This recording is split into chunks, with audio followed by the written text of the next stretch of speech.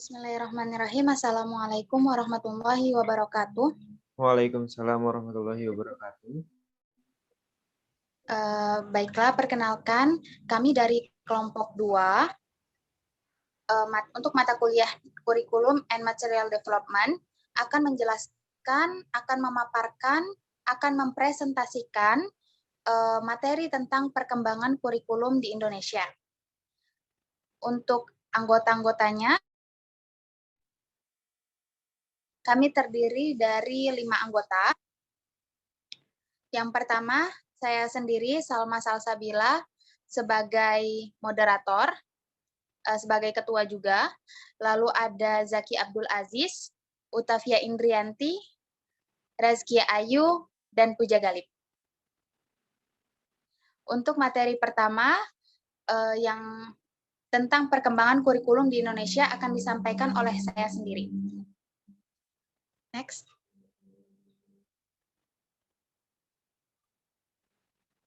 Nah, pertanyaan pertama yang pasti bakal muncul di benak teman-teman nih semuanya adalah bagaimana perkembangan kurikulum di Indonesia. Mungkin teman-teman udah tahu nih, kurikulum itu apa sih gitu kan? Udah dibahas juga di materi pertemuan sebelumnya. Lalu bagaimana sih sejarah atau perkembangan kurikulum yang terjadi di Indonesia itu sendiri gitu kan? Next. Nah, apa hal yang menyebabkan kurikulum dapat dikatakan efektif? Yang pertama tadi, jika pertanyaan kita bagaimana perkembangan kurikulum di Indonesia, itu bakal dipaparkan di akhir. Tapi ada pertanyaan yang lebih penting nih, apa hal yang menyebabkan kurikulum dapat dikatakan efektif? Ya, kurikulum itu adalah suatu acuan bagi kita menjalankan pendidikan. Jadi pendidikan itu bagusnya, oh ada dasarnya, oh kurikulumnya ini, oh apa sih yang bakal kita capai? Nah, bagaimana suatu tanda jika kurikulum itu dikatakan efektif? Ya, kurikulum dapat dikatakan efektif, salah satu cirinya adalah manakala kurikulum tersebut mampu menyiapkan lulusan sesuai kebutuhan dan tuntutan masyarakat. Di sini dalam artian apa? Suatu kurikulum itu memiliki tujuan. Ya, jika tujuan itu tercapai, ini, misal di sekolah memiliki kurikulum. Kurikulumnya ingin menciptakan misal anak yang berbudi tinggi seperti itu misal di dasar pendidikannya. Lalu ketika suatu saat ada lulusan dari sekolah tersebut dengan dasar kurikulum yang tadi saya sebutkan dan itu berhasil tercapai, itulah yang dinamakan kurikulumnya berjalan dengan efektif, yakni memiliki dapat mencapai tujuan dari kurikulum itu sendiri sesuai dengan kebutuhan yang dikehendaki oleh kurikulum itu sendiri. Lalu, next.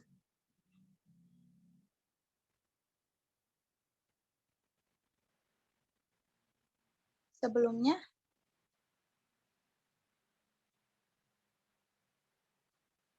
nah, di sini kurikulum ini ada yang namanya bersifat antisipatif dan adaptif seperti itu ya. Antisipatif ini seperti apa? Antisipatif ini berasal dari kata mengantisipasi. Dalam artian berarti kurikulum ini dapat mengantisipasi sesuatu hal yang tidak diinginkan dalam pendidikan. Makanya kurikulum ini dijadikan base atau dasar.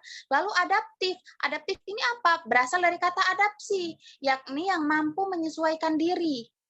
Menyesuaikan diri seperti apa? Jadi, namanya zaman itu berkembang ya, teknologi terus berkembang, seperti itu kan. Lalu, kurikulum ini dihadapkan mampu untuk menyesuaikan diri dengan keadaan sekarang, dengan era yang sekarang, seperti itu. Misal pada saat kurikulum pada tahun 2006 seperti itu, katakanlah.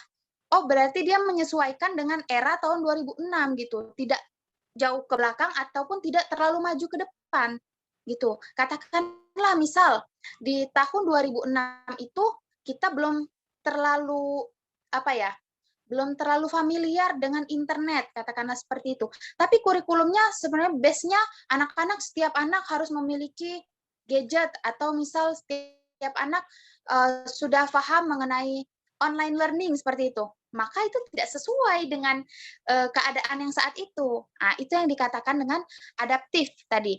Lalu Jadi apa tuntutan kurikulum ini? Tuntutan kurikulum ini dituntut untuk selalu dinamis, mengikuti perkembangan masyarakat dan ilmu pendidikan, ya, yang sesuai dengan zamannya dan cenderung mengalami perubahan. Nah, di sampingnya itu ada perubahan ya. Perubahan apa itu yang tiga itu? Perubahan orientasi, perubahan apa? Perubahan orientasi, perubahan dalam hal pendekatan dan filosofis. Nah, itu jadi kurikulum itu karena dia dinamis, maka kalau dinamis kan bergerak terus, maka kurikulum pun begitu, berubah terus mengikuti perkembangan zaman gitu. Bakal ada selalu perbaikan dan pembaharuan yang terus-menerus.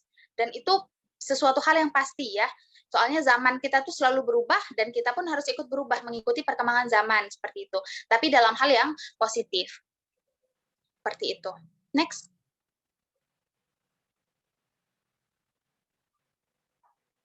Nah, di sini ada yang namanya faktor perubahan kurikulum dan prinsip perkembangan kurikulum. Nah, di Indonesia sendiri udah terjadi sering banget yang namanya perubahan kurikulum. Ya, yang pertama itu dimulai pada tahun 1947, lalu 1952, 1964, 1975, 1984, 1994, 2004, 2006, dan yang terakhir itu 2013. Nah, saya akan menjelaskan satu persatu di tiap tahunnya, seperti itu ya. Nah, pada kurikulum pada tahun 1968, proses dan aktivitas pembelajaran dititik beratkan pada program Pancawardana. Nah, Pancawardana itu apa? Adalah program 5 bulanan, seperti itu. Sebagaimana pada kurikulum 1964, gitu. Ntar kita bahas setelahnya, tahun 1964 itu seperti apa, seperti itu ya. Maaf, saya koreksi tadi ya. Jadi Pancawardana ini berarti kurikulum yang bertujuan untuk 5 hal pokok. Maaf, saya salah, bukan 5 bulanan seperti itu ya. 5 hal pokok, yaitu yang pertama pengembangan kecerdasan, lalu ada moral, kepribadian, emosional, dan jasmani. Lanjut ke kurikulum tahun 1975. Nah, sebagaimana kurikulum tahun sebelumnya, kurikulum tahun 1975 ini merupakan kurikulum yang bersifat sentralistik atau beracuan sama pusat seperti itu. Jadi sekolah tinggal ngikut aja. Jadi pemerintah pusat yang ngasih materi atau yang ngasih ngasih instruksi, sekolah tinggal ngikutin. Itu pada tahun 1975. Lalu ada yang namanya kurikulum pada tahun 1984. Nah, kurikulum tahun 1984 ini dia fungsinya untuk menyempurnakan dari kurikulum sebelumnya, yakni pada kurikulum 1975. Pada kurikulum ini, teori belajarnya tidak lagi menggunakan behaviorist, tapi lebih merangkul teori-teori humanism, ya kemanusiaan gitu ya, yang berpusat pada peserta didik dan berorientasi pada proses. Jadi di sini menitik beratkan pada peserta didik. Jadi benar-benar peserta didiknya yang dibentuk seperti itu. Lebih menitik beratkan, jadi peserta didik lebih diperhatikan pada kurikulum tahun ini. Ya, gitu. Lanjut ke kurikulum tahun 1994. Sebenarnya, kurikulum 1994 merupakan kurikulum penyempurna dari kurikulum 1984. Jadi, penyempurna dari kurikulum sebelumnya lagi gitu. Dalam proses pembelajarannya, kurikulum 94 masih menggunakan pendekatan CBSA. Apa sih itu CBSA? Jadi CBSA itu adalah cara belajar siswa aktif gitu. Tetapi telah mengenal istilah life skill atau pendidikan kecakapan hidup gitu. Jadi di sini yang lebih aktif siswa seperti itu ya. Lanjut ke kurikulum tahun 2004. Kurikulum pada tahun 2004 merupakan resolusi dari kurikulum sebelumnya yang dianggap hanya berbasis pada input dan proses sehingga mengarah pada stagnasi pedagogik yang akan sulit untuk beradaptasi dengan tuntutan dan perkembangan ilmu pengetahuan seperti itu. Teknologi dan masyarakat global. Jadi kurikulum 2004 ini terkenalnya dengan kurikulum berbasis kompetensi. Jadi berbasis pada keterampilan gitu ya, kompetensi gitu. Karena seluruh proses pendidikan di sekolah ditetapkan standarnya berdasarkan kompetensi yang dikembangkan oleh Badan Standar Nasional Pendidikan atau BSNP gitu. Jadi dilihat kemampuan dan skill gitu. Kalau yang sebelumnya kan cuma cuman kayak siswa nerima atau cuman melihat proses, tapi kita nggak tahu nih kompetensi anak itu sampai mana, seperti itu. Lanjut di kurikulum 2006. Nah, kurikulum 2006 ini mungkin familiar banget ya bagi kita, gitu kayak terkenalnya dengan KTSP. Kalau misalnya dulu kan pada pas masih kecil, masih zaman SD dulu, bukunya udah KTSP belum? Bukunya udah KTSP belum? KTSP itu apa sih? KTSP adalah kurikulum tingkat satuan pendidikan. Ya, itu kurikulum 2006. Pada kurikulum 2006, pemerintah pusat menetapkan standar kompetensi dan kompetensi dasar. Ya, jadi ada standar kompetensi dan kompetensi dasar. Itu biasanya di buku-buku sekolah tuh suka ada tulisan tuh. Di buku-buku SD dulu kan, kompetensi dasar, standar kompetensi seperti itu. Sedangkan sekolah dalam hal ini, guru dituntut untuk mampu mengembangkan dalam bentuk silabus dan penilaiannya sesuai dengan kondisi sekolah dan daerahnya. Jadi guru dituntut untuk bentuk silabus, mengembangkan silabus gitu. Penilaian anak itu seperti apa? Itu tuntutan guru pada saat kurikulum 2006. Lanjut, ada perubahan terakhir di kurikulum 2013. Pada kurikulum 2013, ini berbasis kompetensi yang memfokuskan pada pemerolehan kompetensi-kompetensi tertentu oleh peserta didik. Jadi benar-benar ini yang difokuskan pada kompetensi kemampuan peserta didiknya itu. Oleh karena itu, kurikulum ini mencakup sejumlah kompetensi dan seperangkat tujuan pembelajaran yang dinyatakan sedemikian rupa, sehingga pencapaiannya dapat diamati dalam bentuk perilaku dan keterampilan peserta didik sebagai suatu kriteria keberhasilan. Jadi di sini peserta didik nggak cuma, oh kamu hafalkan ini, kamu gini, terus nggak tahu hasilnya seperti apa, tapi dilihat langsung dari bagaimana peserta didik itu berperilaku, apakah ada perkembangan, lalu lihat keterampilannya, dia udah bisa apa, kayak gitu. Itu suatu kriteria keberhasilan di kurikulum 2013. Jadi benar-benar anak itu dilihat kemampuannya udah sampai mana, keterampilannya udah bisa apa, perilakunya udah lebih baik belum dari sebelumnya, gitu. Itu mungkin untuk kurikulum terakhir. Faktor-faktor dalam perubahan kurikulum. Menurut Cokro Sujoso, perubahan kurikulum disebabkan oleh faktor-faktor berikut. Yang pertama ada perubahan sistem pemerintahan. Perubahan sistem pemerintahan dan situasi politik dapat mempengaruhi arah dan kebijakan pendidikan. Karena ini akan berdampak pada sistem arah kebijakan pendidikan secara nasional. Contohnya saja pada kemerdekaan Indonesia tanggal 17 Agustus 1945 yang berdampak langsung pada dunia pendidikan di Indonesia. Saat itu, sistem pendidikan yang awalnya berbasis pada penjajah, baik Belanda maupun Jepang, berubah menjadi sistem pendidikan yang disesuaikan dengan keadaan bangsa Indonesia pada saat itu. Perubahan yang terjadi dalam bidang pendidikan merupakan perubahan yang mendasar, yaitu perubahan menyangkut landasan ideal, tujuan pendidikan, sistem persekolahan, dan kesempatan belajar bagi rakyat Indonesia. Yang selanjutnya ada perkembangan teknologi dan ilmu pengetahuan. Kenapa ini menjadi faktor perubahan kurikulum? Karena pesatnya perkembangan teknologi dan ilmu pengetahuan dan sementara waktu belajar yang tersedia tidak bertambah, menyebabkan materi yang harus dipelajari peserta didik menjadi semakin banyak. Oleh karena itu, perlu dicari cara untuk mempelajari pengetahuan, perkembangan teknologi pendidikan yang lebih baik, efektif, dan efisien. Yang selanjutnya ada pertambahan penduduk dunia yang terus meningkat. Artinya, jumlah penduduk yang memerlukan pendidikan semakin meningkat. Masyarakat dari berbagai lapisan memiliki kebutuhan pendidikan yang berbeda-beda. Nah, hal ini mendorong tumbuh kembangnya pendidikan dengan jenis yang beragam pula. Akibatnya diperlukan kurikulum yang berbeda-beda, yang disesuaikan dengan kebutuhan masyarakat. Yang selanjutnya ada faktor filosofis, di mana kebijakan pemerintah di bidang pendidikan nasional yang digariskan oleh GBHN menuntut implementasi yang disesuaikan dengan formulasi dan evaluasi. Kebijakan yang dimaksud adalah kebijakan dalam TAP MPR nomor 4 MPR 1973 tentang pendidikan dan pembinaan generasi muda. Yang selanjutnya ada faktor sosiologis. Adanya inovasi dan gagasan baru yang memasuki dunia pendidikan memengaruhi sistem pendidikan nasional sebagai dampak dari pembinaan dan pendidikan. Nah, dari hasil analisis ini, penelitian dan pendidikan nasional telah mendorong Departemen Pendidikan Nasional untuk melakukan perubahan kurikulum dan keluhan-keluhan masyarakat tentang mutu lulusan pendidikan, mendorong lembaga pendidikan untuk melakukan perubahan dan pengembangan kurikulum. Selain itu, praktek pelaksanaan pendidikan termasuk kurikulum perlu ditinjau kembali untuk dilakukan perbaikan secara terus-menerus.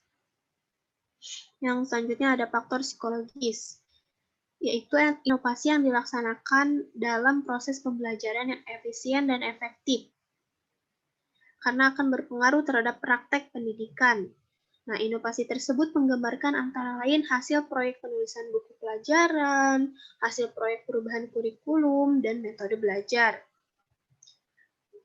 atau peningkatan kualitas lulusan. Berlakunya sistem pendidikan yang dapat meningkatkan kualitas output pendidikan dan motivasi metode belajar, terutama prosedur pengembangan sistem dan instruksional. Yang selanjutnya, materi selanjutnya akan dijelaskan oleh Puja.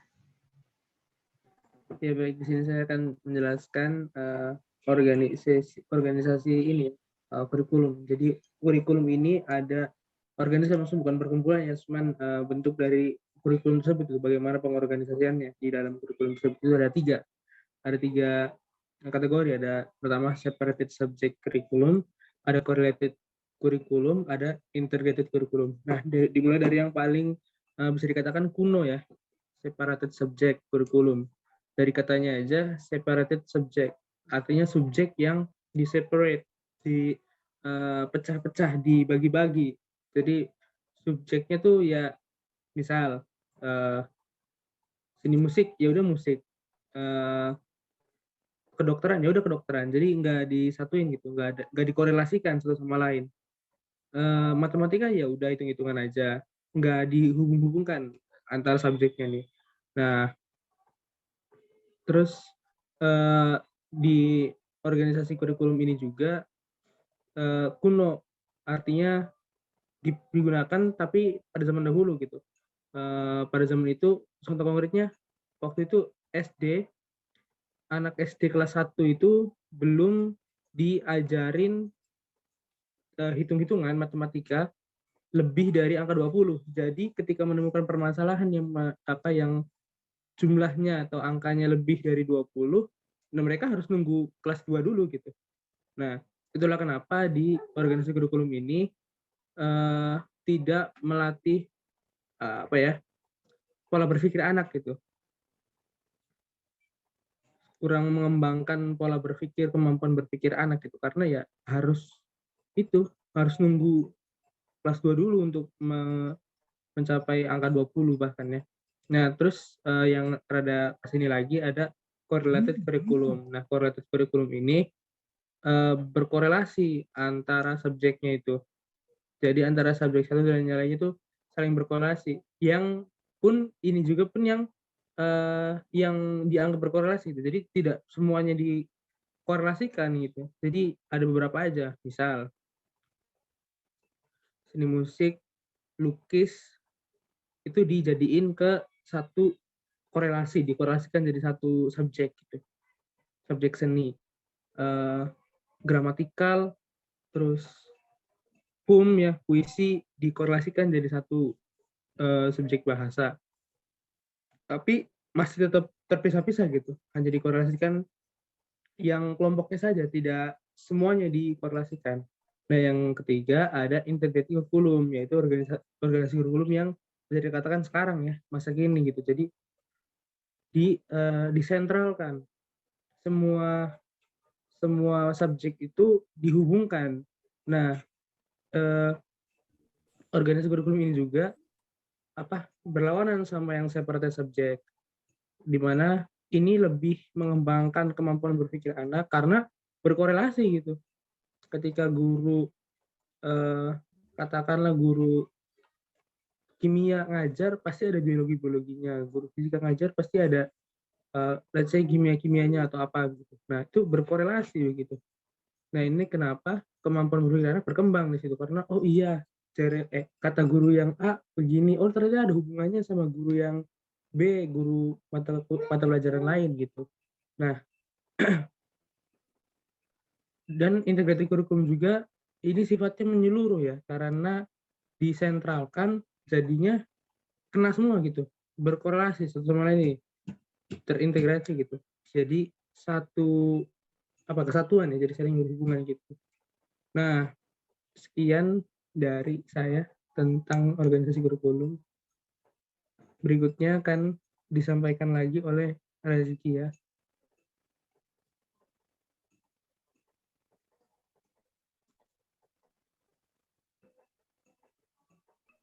Ya, terima kasih. Nah, selanjutnya ada prinsip-prinsip pengembangan kurikulum. Di mana menurut Cokro Sujoso ada 4 prinsip. Yang pertama ada prinsip relevansi. Prinsip ini mengisyaratkan bahwa pengembangan kurikulum harus relevan terhadap kebutuhan peserta didik dan masyarakat. Dengan kata lain, relevansi kurikulum perlu berorientasi pada masa depan. Jadi, di samping menyesuaikan dengan kebutuhan peserta didik dan masyarakat, perkembangan kurikulum juga harus relevan dengan lingkungan peserta didik dan lingkungan sekolahnya. Yang kedua ada prinsip efektivitas. Artinya materi pelajaran harus dikembangkan sesuai dengan minat dan kebutuhan peserta didik. Dan selanjutnya harus disampaikan kepada mereka menggunakan model pembelajaran yang sesuai dengan karakteristik mereka. Karena di sini yang menjadi subjek adalah peserta didik, bukan guru. Jadi tugas guru untuk membantu mereka belajar secara efektif. Yang ketiga ada efisiensi. Nah, di sini prinsip efisiensi ini mengarahkan pada pentingnya perkembangan kurikulum yang mencakup hal-hal yang esensial. Karena dengan perkembangan iptek, maka ruang lingkup materi pelajaran akan semakin luas. Sedangkan jumlah alokasi yang disediakan itu sama. Jadi, kita harus memperhatikan hal-hal penerapan materi yang esensial dan metode dan media belajar yang sesuai, serta alat-alat yang digunakan harus sesuai, harus tepat. Kemudian ada prinsip fleksibilitas. Nah, kurikulum juga perlu mengakomodasikan memungkinkan pengembangan kurikulum yang berbeda dari daerah satu ke daerah lain sesuai dengan kondisi dan kebutuhan masing-masing gitu. Jadi ini harus menyesuaikan dengan kebutuhan lingkungan tempat sekolah yang berada.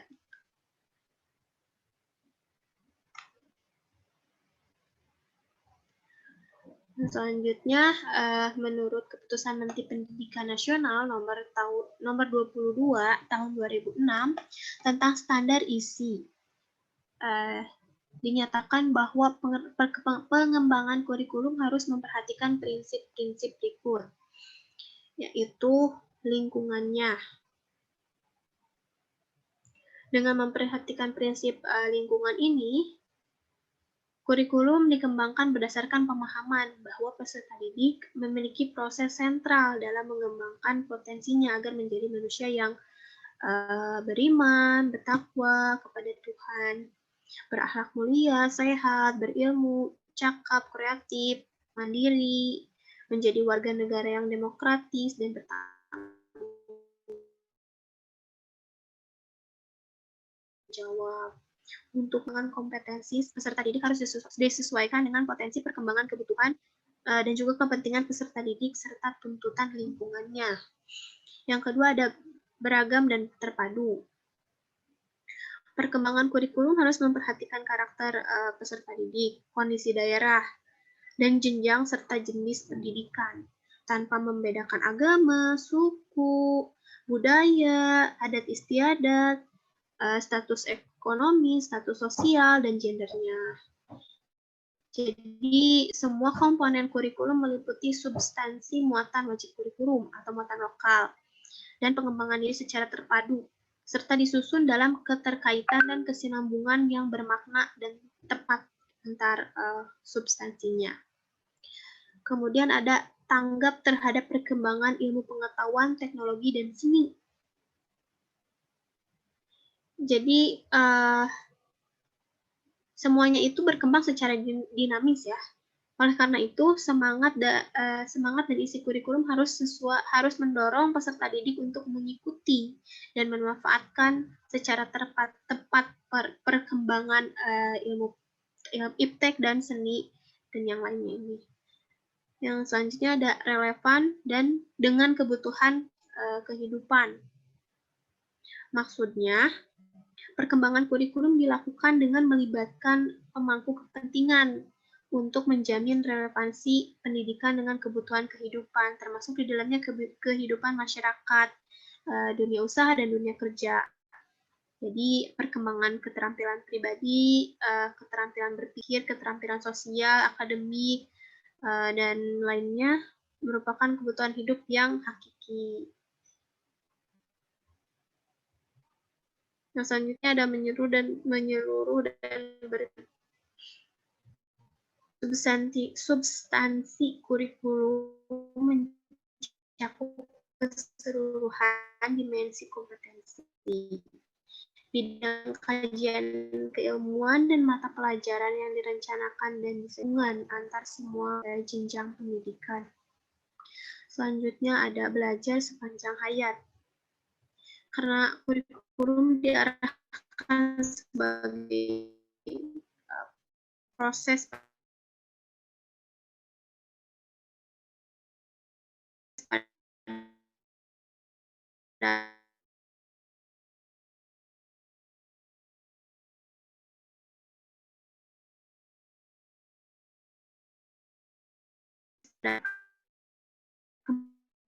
pengembangan pembudayaan antara kepentingan nasional dan kepentingan daerah.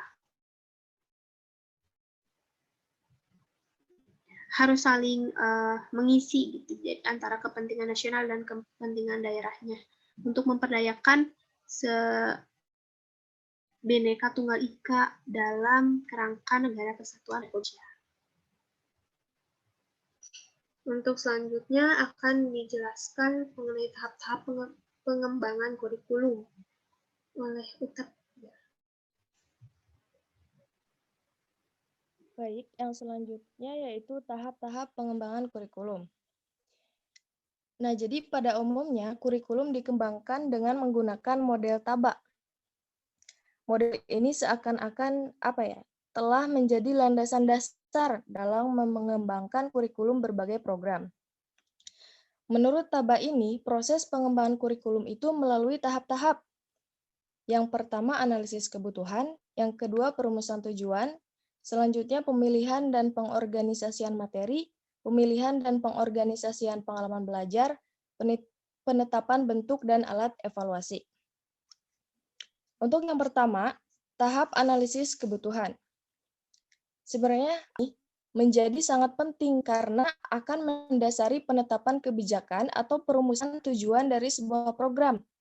Informasi yang dikumpulkan dalam tahap ini bisa juga dijaring dengan pertanyaan-pertanyaan seperti siapa pembelajarnya, siapa pengajarnya, mengapa program yang sedang dirancang ini penting, di mana program tersebut akan dilaksanakan, bagaimana program akan dilaksanakan, dan sebagainya. Untuk yang selanjutnya, yaitu kegiatan analisis kebutuhan. Jadi, kegiatan analisis kebutuhan ini, ada yang mengatakan bisa dilakukan oleh guru, bisa juga dilakukan oleh pengembang kurikulum itu sendiri. Menurut Brown, biasanya dilakukan oleh guru secara informal ketika mereka perlu menetapkan apa yang akan diberikan kepada peserta didik. What the student need to learn?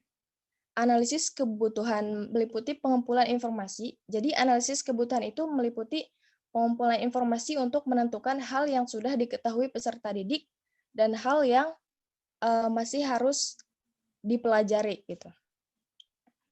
Di samping dilakukan oleh guru secara informal, pengumpulan informasi menurut Dabin dan Osteen dapat dilakukan oleh pengembang kurikulum itu sendiri atau dapat dilakukan oleh para ahli yang ditunjuk. Pengumpulan informasi dapat dilakukan melalui dua cara, yaitu melalui pengembangan informasi dari dokumen-dokumen pemerintah atau instansi yang sudah ada, atau melalui penyebaran angket atau pelaksanaan wawancara yang melibatkan para pemangku kepentingan, yang biasa juga disebut stakeholders. Brown menyatakan bahwa sebelum analisis kebutuhan dilakukan, pengembangan kurikulum perlu mengambil keputusan. Keputusan tentang apa? Keputusan tentang siapa yang akan dilibatkan dalam tahap analisis kebutuhan. Informasi apa yang perlu dikumpulkan? Filosofi mana yang perlu ditekankan? Bagaimana filosofi dan program yang akan dikembangkan dapat saling berhubungan. Untuk yang selanjutnya, Brown juga menyatakan bahwa ada 4 kategori kelompok yang perlu dilibatkan dalam tahap analisis kebutuhan. Siapa saja? Yang pertama calon peserta didik, yang kedua pengajar, yang ketiga pelaksana analisis kebutuhan, dan yang terakhir beberapa penyedia informasi.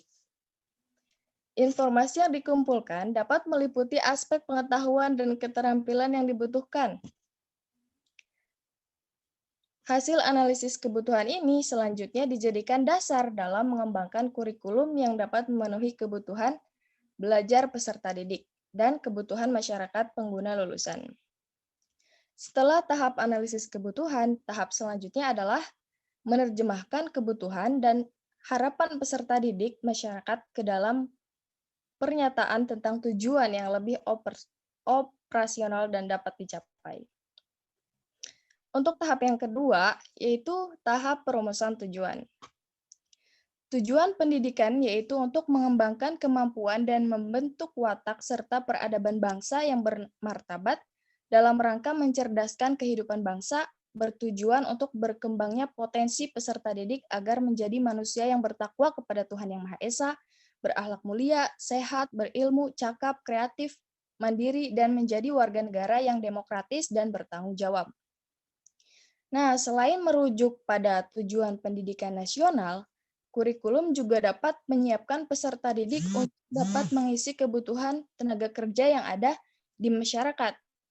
Oleh karena itu, perumusan tujuan mengarah pada pendidikan peserta didik menjadi anggota masyarakat yang dapat hidup secara mandiri dan penyiapan peserta didik agar dapat hidup di tengah-tengah masyarakat. Nah, selain dari dua hal yang telah saya jelaskan barusan, tujuan pendidikan yang dirumuskan juga harus mempertimbangkan aspek penyiapan peserta didik untuk melanjutkan pendidikan pada lembaga yang lebih tinggi. Lulusan SMA, misalnya gitu ya, dipersiapkan untuk dapat melanjutkan ke perguruan tinggi. Oleh karena itu, kurikulum SMA harus bisa harus bisa membantu siswa agar bisa melanjutkan ke jenjang yang lebih tinggi gitu. Untuk tahap yang ketiga yaitu pemilihan dan pengorganisasian materi. Materi itu apa sih? Materi menurut Brown adalah sesuatu yang bisa mencakup rencana pelaksanaan pembelajaran serta bahan ajar seperti buku teks, lembar kerja siswa, media audiovisual, permainan maupun aktivitas-aktivitas belajar yang ada di kelas gitu. Brown juga menyatakan bahwa materi pembelajaran dipilih berdasarkan analisis kebutuhan yang sudah saya jelaskan tadi. Jadi penyediaan materi ajar bisa dilakukan dengan strategi-strategi. Strateginya itu, next.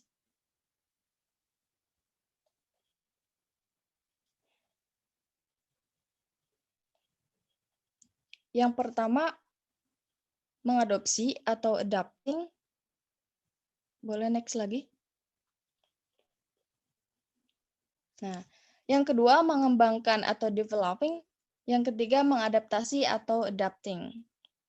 Jadi, apa sih mengadopsi itu? Mengadopsi itu berarti mengambil bahan ajar yang beredar dan dijual di pasaran. Namun, penetapan materi yang akan dipilih ini tetap harus didahului dengan proses penilaian dan penelaahan materi. Untuk apa? Untuk memastikan bahwa materi tersebut sesuai dengan kebutuhan yang telah diidentifikasi dan tujuan yang telah dirumuskan. Baik, untuk tahap-tahap yang selanjutnya akan dipaparkan oleh Zaki Abdul Aziz.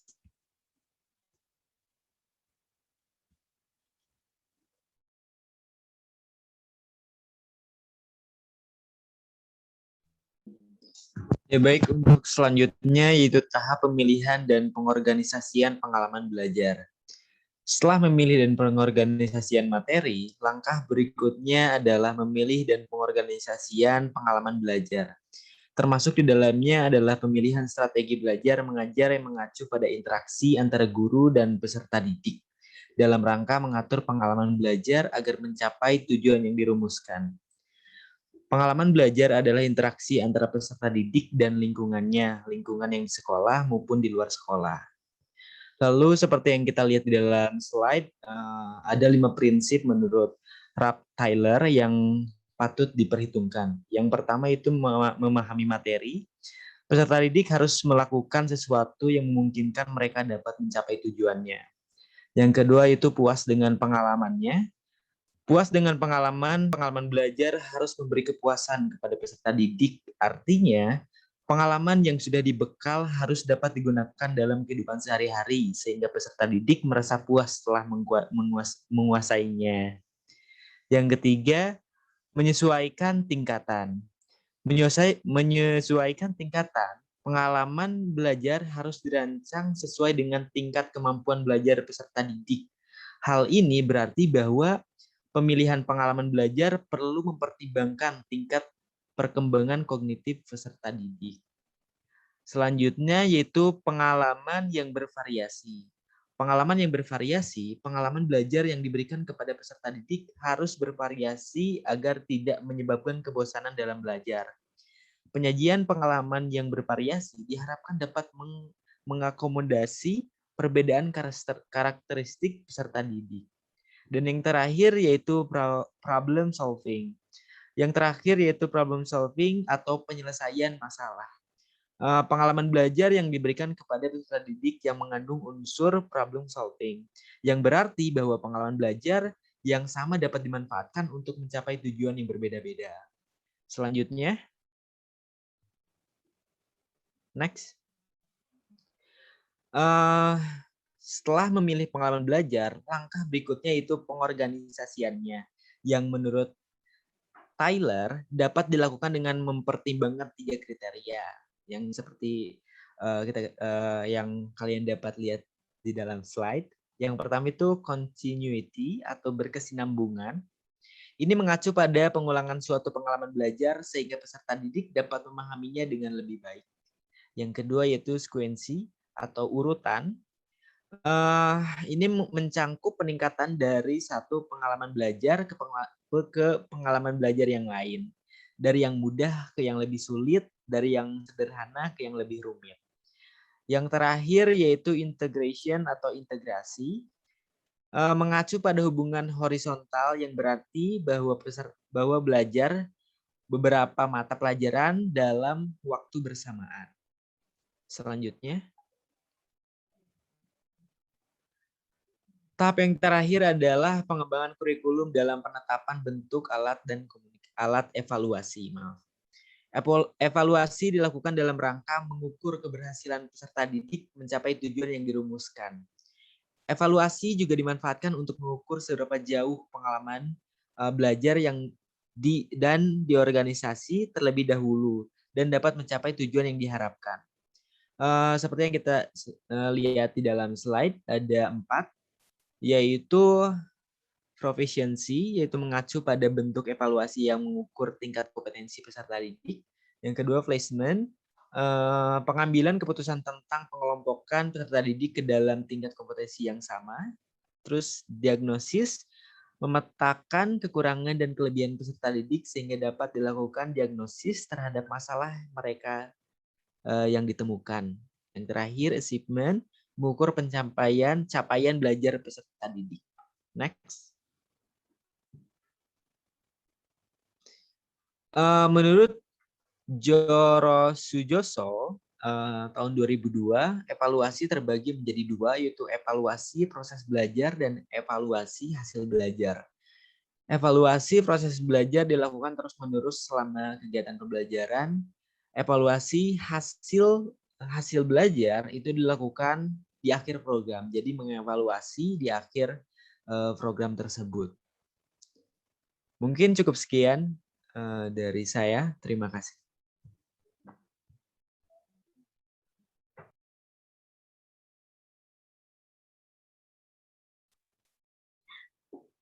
Baiklah teman-teman, mungkin cukup sekian pemaparan dari kami tentang perkembangan kurikulum di Indonesia. Jadi cukup jelas ya, tadi kami jelaskan dari pertama bagaimana perkembangan kurikulum di Indonesia, kapan-kapan aja sih perubahannya, lalu ada faktor-faktornya, dan lain sebagainya, pokoknya yang berhubungan dengan perkembangan kurikulum itu sendiri.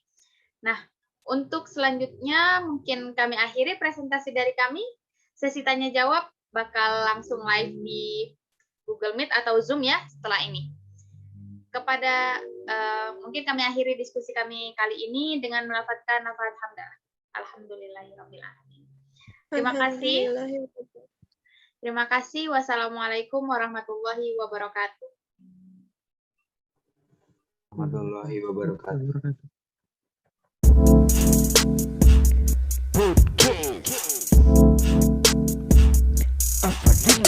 Assalamualaikum warahmatullahi wabarakatuh. Kali ini kita akan membahas tentang sejarah perkembangan kurikulum di Indonesia. Sejarah perkembangan kurikulum di Indonesia. Sejak 1945, kurikulum pendidikan nasional mengalami perubahan. Pertama dimulai kurikulum pada tahun 1947 disebut rencana pelajaran. Dipengaruhi sistem pendidikan kolonial Belanda dan Jepang, kehidupan berbangsa saat itu masih dalam semangat juang merebut kemerdekaan, membentukkan karakter manusia Indonesia yang merdeka. Kedua, kurikulum 1952 disebut rencana pelajaran terurai. Isi pelajaran yang dihubungkan dengan kehidupan sehari-hari, rencana pembelajaran lebih rinci.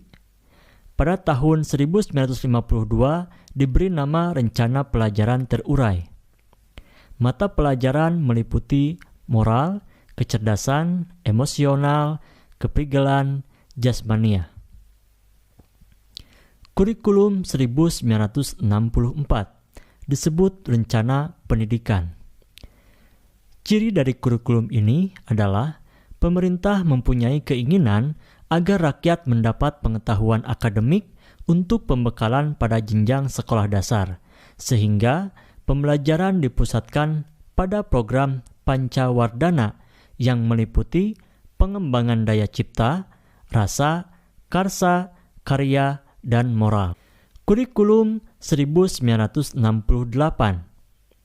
merupakan pembaharuan dari kurikulum 1964, yaitu dilakukannya perubahan struktur kurikulum pendidikan dari Pancawardhana menjadi pembinaan jiwa Pancasila, pengetahuan dasar, dan kecakapan khusus.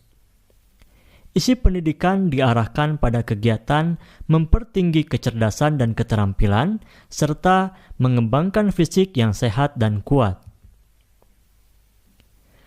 Kurikulum 1968